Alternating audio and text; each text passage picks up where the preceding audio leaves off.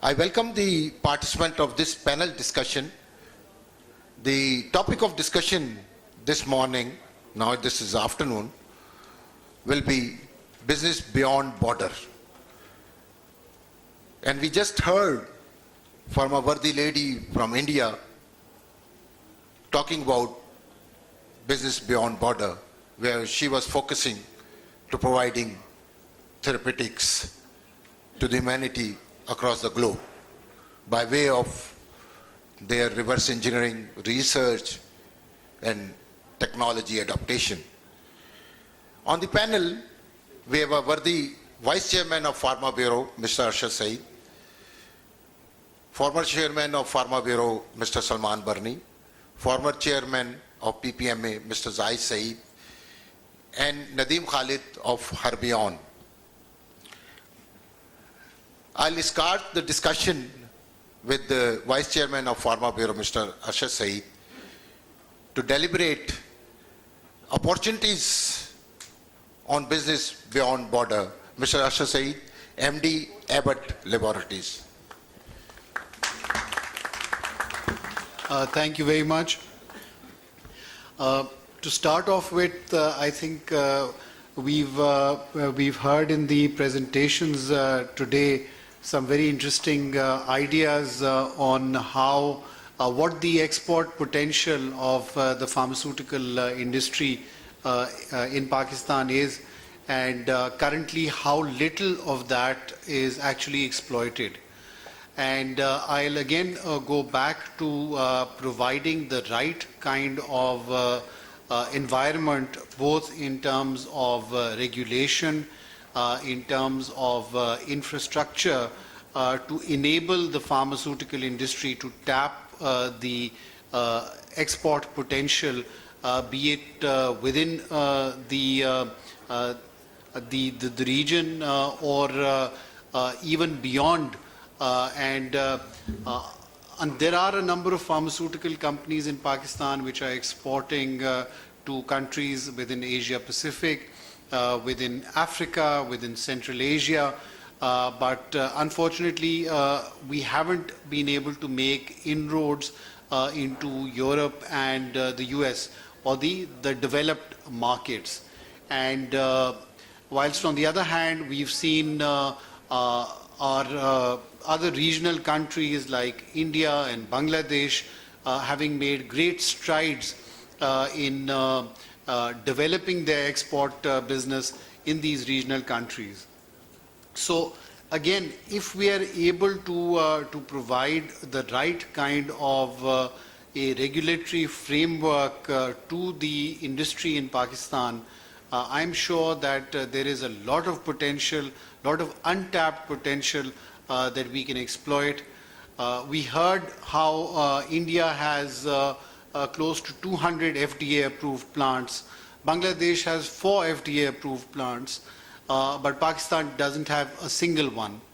Now, obviously, the biggest challenge that the industry here faces is the huge cost associated with upgrading their manufacturing capabilities to meet the very stringent requirements of the developed markets.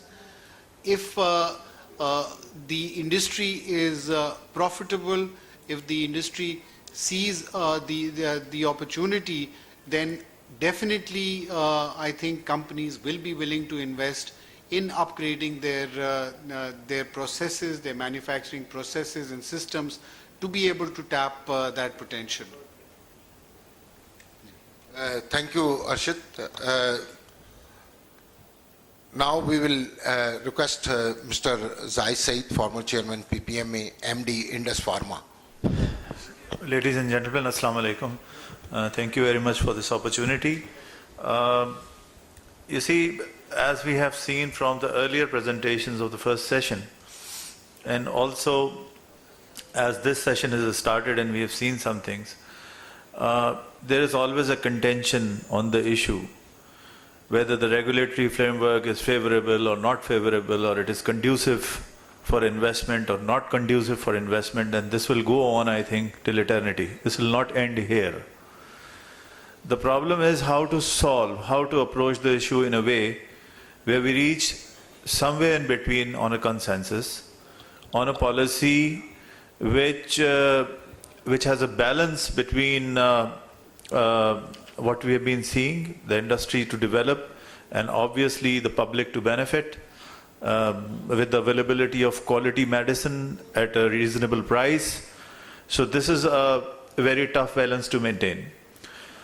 But there are different approaches to this problem. Rather, I would say the two main, we could approach this problem in two ways.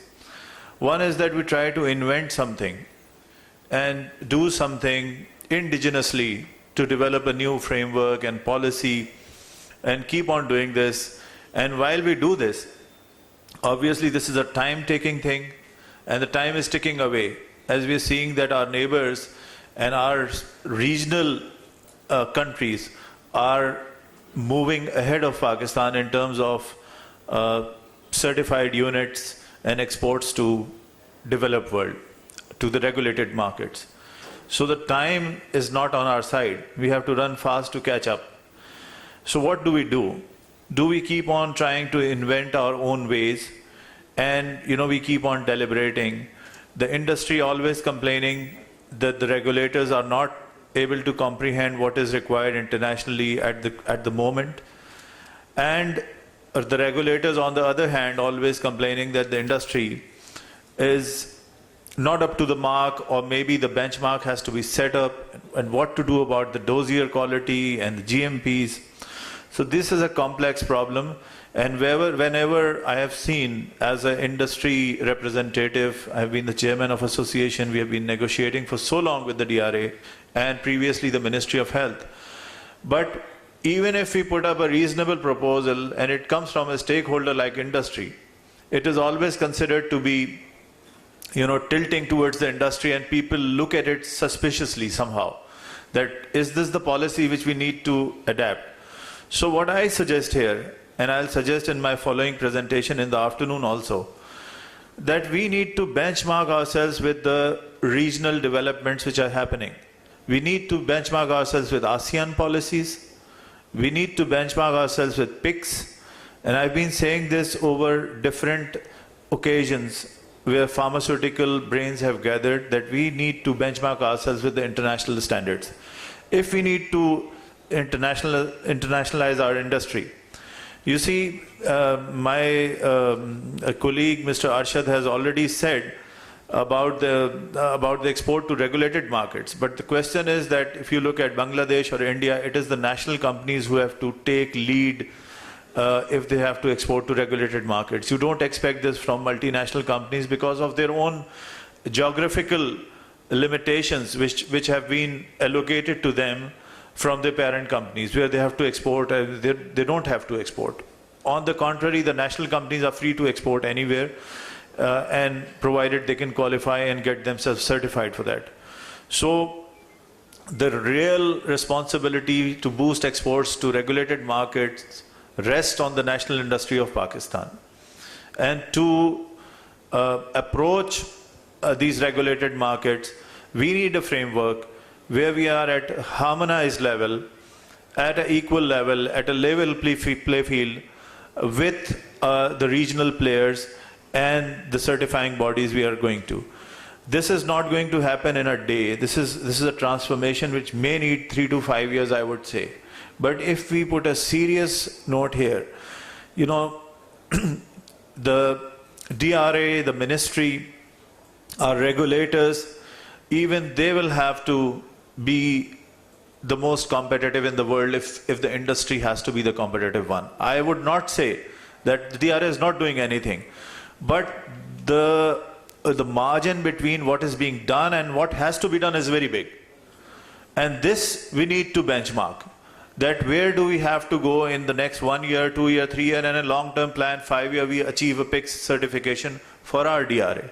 And you know what is PICS? It's Pharmaceutical Inspections Convention Scheme. And once our Ministry of Health and DRA is certified with them, it means that we don't need many international bodies to come over and inspect our facilities. Their inspection is going to certify that we are qualifying the international standards already. For example, if a member of PICS is Singapore, we know that obviously if a product is coming from Singapore, you can hardly imagine it is going to be substandard product. It's coming from Korea maybe. You already see that it has a quality. If it's coming from Japan or maybe Sweden, which is a member of PICS, you probably our Ministry of Health or DRA would not even bother to go and inspect a facility in Sweden because you know the standards, what is being maintained. So if our regulators are certified by them, we will automatically be upgraded and we'll go in the next leap to export to the regulated markets. So really, I think the way is to partner with the DRA, and the mindset has to be there within the industry and DRA that if we have to transform, if we have to change our profile in the international markets, we have to go for international certifications, be it the DRA or the industry, both have to go for certifications. This is not a one-way traffic. It will not facilitate anything if we only ask the DRA to get certified and leave the industry alone, or if we only expect the industry is going to go alone and march and get a US FDA certification. This is also not going to happen. They have to move together. Only then the things will move. Otherwise, we'll remain here and we'll keep on contentions and keep on contending the issues and we'll not reach